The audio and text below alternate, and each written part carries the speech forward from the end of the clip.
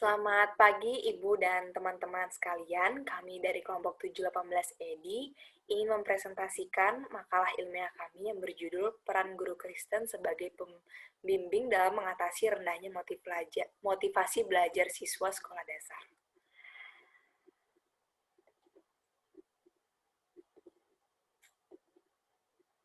Latar belakang dari makalah yang kami ambil adalah dari PPL 1, dan dari PPL 1 tersebut kami mendapat dua poin utama, yaitu siswa yang lamban dalam mengikuti pembelajaran dan siswa yang lamban dalam menangkap penjelasan dari guru. Jadi ceritanya di PPL 1 itu terdapat satu siswa yang cenderung agak lamban dalam proses pembelajaran. Lamban yang dimaksud adalah siswa sering ketertinggalan dalam dibanding teman-temannya, sehingga guru harus membimbing dan menuntun siswa tersebut untuk agar dapat mengikuti pembelajaran dengan baik seperti teman-teman yang lain gitu. Jadi fokus guru harus lebih ekstra ke siswa tersebut. Dan dari situ kita mendapat bahwa kita sebagai guru itu harus menanamkan dengan benar motivasi dalam menempuh ilmu, sehingga siswa dapat dorongan dan keinginan belajar lebih lagi.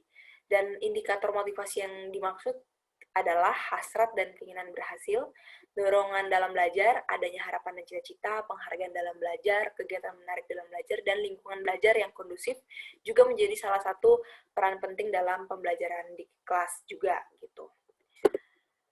Nah, pemecahan masalahnya ada dua, yaitu yang pertama motivasi belajar siswa sekolah dasar dan peran guru sebagai pembimbing.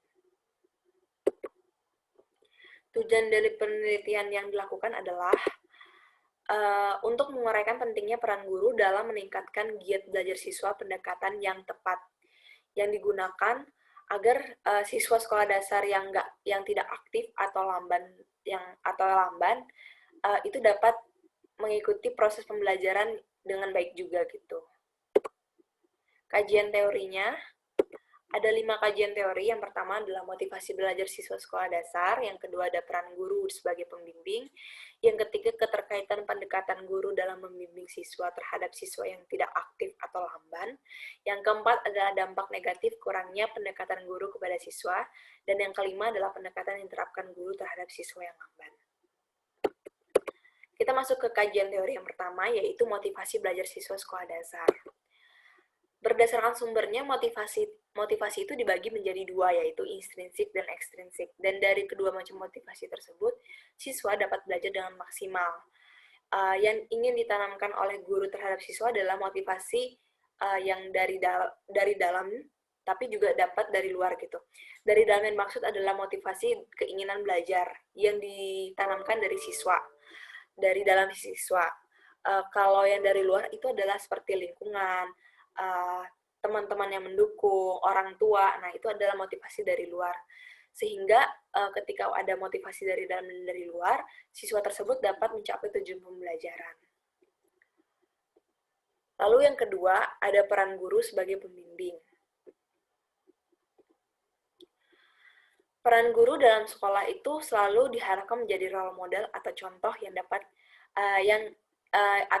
dapat ditiru oleh anak-anak siswa tersebut gitu. Jadi siswa pasti secara tidak langsung meniru apa yang dilakukan oleh gurunya gitu, sehingga kita sebagai guru harus dapat mencerminkan semangat yang baik, semangat yang positif, sehingga siswa pun dapat terdorong menjadi ikutan semangat dalam pembelajaran juga gitu. Seperti yang dikatakan Izan dalam bukunya pada tahun 2012 bahwa guru akan memberi pengaruh yang besar dalam setiap proses pembelajaran anak.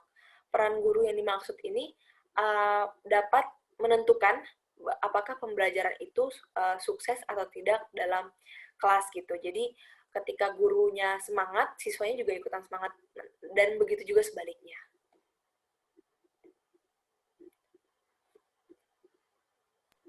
Dan kita masuk ke dalam kajian teori ketiga, yaitu keterkaitan pendekatan guru dalam membimbing siswa terhadap siswa yang tidak aktif. Di dalam hal tersebut, yang pertama kita melihat seorang guru Kristen berperan penting dalam membimbing siswa dalam belajar. Dan yang kedua, salah satu yang harus guru lakukan adalah pendekatan kepada siswa. Yang dimaksud di dalam poin kedua ini adalah pendekatan secara motivasi kepada siswa dan pendekatan yang intim kepada siswa untuk mengetahui apakah siswa itu membutuhkan kebutuhan khusus di dalam setiap pembelajaran. Dan yang ketiga adalah hal yang harus diingat oleh guru adalah melihat siswa sebagai image of God. Sehingga dalam poin ketiga ini dapat dikatakan ketika seorang guru melihat siswa tidak memandang siswa itu dengan cara pandang yang salah, melainkan dengan cara pandangan yang benar.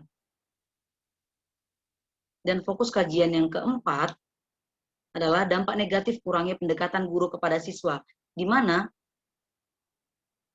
dalam fokus kajian keempat ini, kita dapat melihat, dikatakan dalam buku Cendekia Berbahasa bahwa jika siswa tidak aktif dalam belajar, guru juga tidak akan berhasil dalam mengajar.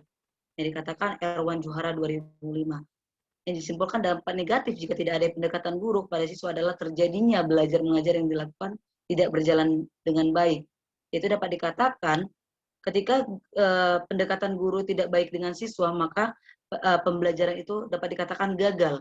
Oleh sebab itu, sangat diperlukannya membangun hubungan yang baik dengan siswa, karena akan membawa dampak positif dalam pembelajaran siswa, dan siswa dapat menjadi siswa yang aktif dalam kelas, dan dapat membangun komunitas shalom di dalam kelas, sehingga siswa dapat nyaman dalam belajar. Dan fokus kajian yang kelima adalah pendekatan yang diterapkan guru terhadap siswa lamban, yang dimana pendekatan yang dilakukan oleh guru adalah dengan cara berbicara empat mata dengan siswa, dan pendekatan yang dilakukan tidak hanya pada saat di dalam ruang kelas, tetapi juga sebagai guru harus memiliki peran orang tua di sekolah, karena gurulah yang bertanggung jawab terhadap siswa selama masih di dalam lingkungan sekolah. Tapi tidak hanya dalam ruangan kelas, tetapi dapat melakukan pendekatan di luar sekolah, seperti bimbingan pada saat pulang sekolah, seperti itu.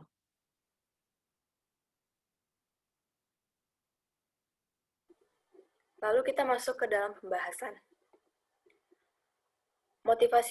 Di dalam pembahasan, motivasi belajar siswa menjadi tolak ukur yang sangat signifikan dalam menentukan kemauan belajar siswa. Dalam pembelajaran di sekolah, guru tuh dapat menjadi role model dan yang titik acuan semangat siswa. Sehingga guru jika mengajar dengan semangat akan membuat siswa semangat belajar juga. Jadi warna kelas itu ditentukan oleh peran guru dalam mengajar. Bimbingan dari guru terhadap siswa juga membuat siswa tersebut ingin belajar, yang mungkin ada beberapa siswa yang tidak aktif atau bisa disebut pasif, jadi mempunyai motivasi yang baik juga dalam belajar.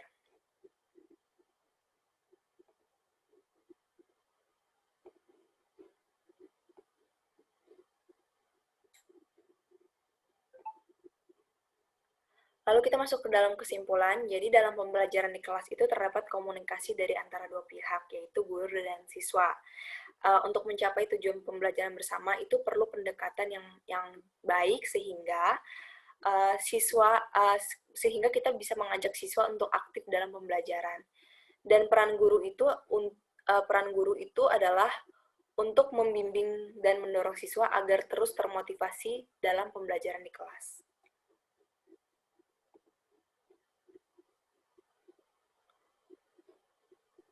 Dan untuk WKA dalam makalah ilmiah kami itu adalah guru sebagai penuntun di dalam kelas dan memiliki cara pandang yang benar pada siswanya, karena siswa merupakan anugerah Allah yang Allah berikan dan diizinkan untuk diajar oleh guru. Seperti dalam ayat Yohanes 10 ayat 11 dikatakan bahwa Kristus adalah sebagai pembimbing guru, di mana sebagai penuntun mengenal domba-dombanya, sebaliknya seperti itu juga.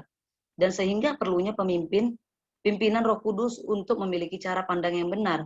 Seperti yang dikatakan Ferguson 2003, Roh Kuduslah yang memegang peranan khusus untuk membentuk ulang hidup kita sampai akhirnya kita menyatakan kemuliaan Tuhan yang sempurna. Sehingga pada saat kita dipimpin oleh Roh Kudus, seorang guru sebagai pemimpin atau sebagai penuntun siswa dapat melakukannya dengan baik dan benar. Dan